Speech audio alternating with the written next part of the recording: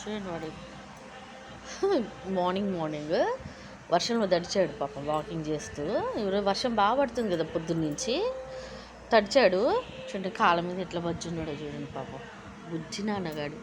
మనము చిన్న బేబీని చక్క కాళ్ళల్లో పడుకోబెట్టుకుంటాం కదండి చిన్నప్పుడు, మన చిన్న బేబీస్ని.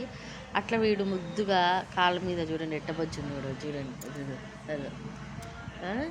తడిచాడు పాపం అండి, చాలా తడిచాడు. వాడు తుడిచాను నేనంతా, ఇంకా బజ్జున్నాడు చల్లి పెట్టుకుంటా. వెచ్చగా కావాలి వాడికి, అందుకొచ్చి కాళ్ళ మీద ఇదిగోండి ఇట్లా ఒళ్ళో మంచిగా చేసుకొని అట్లా కాళ్ళ మీద బజ్జున్నాడు చూడండి. నానోడు బుజ్జి నానోడు, తల్లి నానోడు బొజ్జున్నాడండి పాపం చిన్నోడు.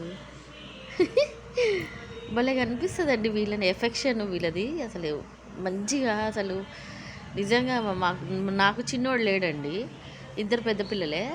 వీడిని చూస్తే అసలు ఎంత ముద్దు అనిపిస్తుంది. చిన్నోడు లేని బాధ తీరిపోతుంది నాకు. మా ఇంట్లో చిన్నోడు లేడు అన్న ఫీలింగ్ కూడా ఉండదు నాకు వీడితో.